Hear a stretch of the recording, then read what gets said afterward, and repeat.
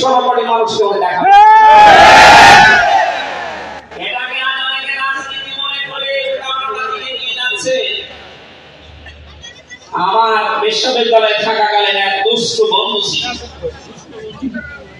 10 বছর নবী কোরআন দিয়ে রাষ্ট্র চালিয়ে বলতে পেরেছিলেন খায়রুল কুরুনি কর্মী, আমার যোগ শ্রেষ্ঠ যুগ। আমাদের দেশটা 53 বছর স্বাধীন হয়েছে, 1 বছর কোরআন দিয়ে চলেছে। এই জন্য তো কোনো জিনিস নিরাপদ না। আমার ছোট দাদা উনি বলছিলেন যে হজে যাওয়ার পরে দেখি একটা ঘড়ি পড়ে আছে, মোবাইল ঘড়ি। চিন্তা করলাম নেব না, মনের ভেতরে ভয়, যদি ধরা পড়ে যায় তাহলে তো মানুষ এদেশে তো ধরা পড়লে হাত কেটে দেবে। দেশে যাওয়ার পরে মানুষ বলবে হাজী সাহেব চোর। এই ভয়তে নিলাম না। কি করে অনেকক্ষণ দাঁড়িয়ে থেকে কেউ নেয়ও না, কারো পায়ে নিচে পড়ে বা নষ্ট হয়ে যাবে, তুলে নিলাম এদিক ওদিকে তাকিয়ে। হারানো জিনিস যেখানে জমা দেয় ওই জায়গায় জমা দেয়। ওনারা জিজ্ঞাসা করলাম ভাই মোবাইলের দাম কেমন হবে? উনি আমার বলছে ইয়া হাজিউল হজ্জা দায়না বিলা দোকা, হে হাসি দেশ কোথায়? দাদা বলে যে তুমি বাংলাদেশ এসেছি। আপনার বাংলাদেশের টাকার মান অনুযায়ী এই ঘড়ি মোবাইলের এটা দাম হবে ৭২,০০০ টাকা। কত? ৭২,০০০ টাকার মোবাইল পড়ে আছে, ঘড়ি কেউ নিচ্ছে না। এদেশে থাকবে? বলেন না। সাধারণ মানুষের কাছে টাকা দূরের কথা, দরবেশের কাছে থাকবে না। ৩৬,০০০ কোটি টাকা। আমার মনে হয় আমার ৩৩ বছরের জীবনে গণনা করে শেষ করতে পারবো না। সে তো আরেকটা বানিয়ে এখনো ৬,০০০ কোটি টাকা রাষ্ট্রে থেকে দিল। কথা বলেন দরবেশ যদি এই করে, যেগুলো ধরবেশ চরিত্র কি বলে?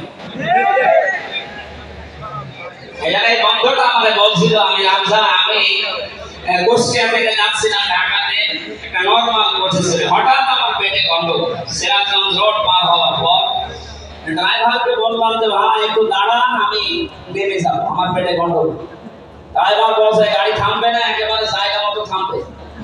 আপনার যদি বেশি অসুবিধা হয় তো পেছনে সিট খালি আসে, বসে বসে আল্লাহ লাগবে।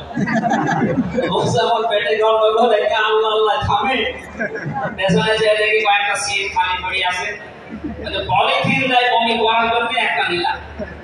2 সিটের মাঝে বসে ওই কাজ করে। চিন্তা করলাম এটা যদি রেখে চলে যায় তাহলে তো বদনাম হয়ে যাবে। পকেট থেকে একটা সাদা রুমাল ছিল, ওইটা বের করলাম, টাইট করে বাঁধলাম, পেছনের সালানা খুলে ফেলে দেব। আল্লাহর ইশারা পেছনে আসছিল মোটরসাইকেল। পড়বে কি পড়বে একেবারে মোটরসাইকেলের সামনে। বলছে জানলা দিয়ে তাকিয়ে আছে, দেখলাম মোটরসাইকেল ওলা এদিকে ওদিকে তাকিয়ে ও মনে করছে নতুন রুমালের ছাপ করে পড়লো কি। রুমাল যখন পড়লো ওরে ভেতরের জিনিস মনে হয় নতুন। ওরে তুলে নিল, বাড়ি যে টের পাবে যে বন্ধ জিনিস। এরা বলছে হামজা আমাদের দেশে পায়খানা পর্যন্ত আমাদের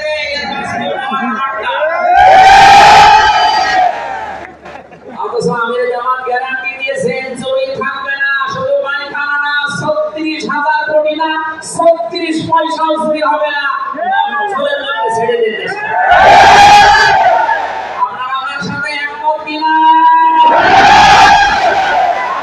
আমাদের হাতে নিতে চান দেখে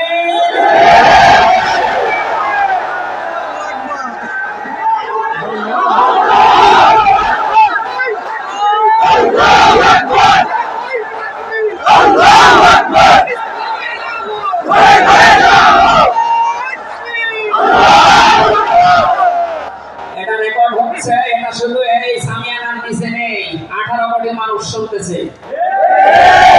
এই ময়দানের থেকে হাত তোলা দেখে তারা হাত তুলেছে। আমরা চাই এই হাত যেন আল্লাহর জন্য আপনারা তুলেন, দেখানোর জন্য না।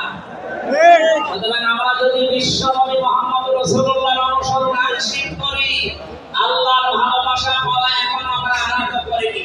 এই হিসাবে এই দেশের অনেক বীর, অনেক ইমাম, অনেক খতিব, অনেক আলেম, অনেক জনতা এখন আল্লাহর ভালোবাসা পাওয়া আনন্দ করেনি। গোলামার জান্নাত তো বলে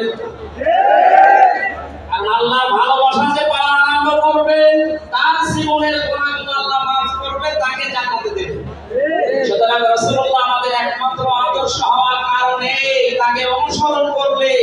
এই গ্যারান্টি পাওয়া যায় যে জীবনের গুনাহ মাফ করে দেন। জোরে বলেন সুবহানাল্লাহ।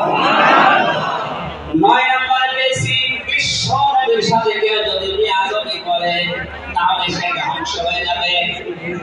আপনি তাকান তারা 50 আবুল আহাব এরা যদি সিরাতুন নবী মাফে আমাদের ঢাকাতে এগুলো হয়তো এগুলো চট্টগ্রাম আর সিলেট বিভাগে বেশি পাওয়া যায়। রবিউল আউয়াল মাস আজকে শেষ। এই মাস আসলে অনেক থেকে নবীর জন্ম নিয়ে নবীর মিলাদ নিয়ে আনন্দে আলোচনা হয়ে যায়। পরিষ্কার ভাষায় বলছি বাংলার মানুষেরা নবীর মহব্বত নবীর ভালোবাসা মাসতে লাগবে, কিন্তু নবীর জন্ম নিয়ে নবীর মিলাদ নিয়ে যদি কেউ শুধু আনন্দ করে বেঁচে থাকে নবীর আদর্শ কোনো খোঁজ নেই। আপনি এই মুহূর্তে জেনে নিতে পারেন যে আপনি জাহান্নামী। তার প্রমাণ নবীকে আপন চাচা আবুল আহাব আর আবু তালেব আদর্শ পেয়ে খুশি ছিল না, তারা নবীর জন্ম পেয়ে খুশি ছিল। নবীর মিলাদে নবীর জন্মে তারা এত খুশি হয়েছিল আবুল আহাব নিজের কাছে বেরিয়ে পর্যন্ত আসান করে দিয়েছিল। আবু তালিব নিজের সন্তান হযরতে আলীকে কাছে রাখতো না। আল্লাহ নবীর জন্মের এত বেশি খুশি হয়েছিল যতদিন পর্যন্ত তার আন্ডারে ছিল নবীজি ততদিন নিজের ছেলে বাদ দিয়ে বিশ্ব নবীকে কাছে রেখে ঘুমাতো। অথচ তাদের 15 জনের জীবন আমি পড়ে দেখেছি 2 জন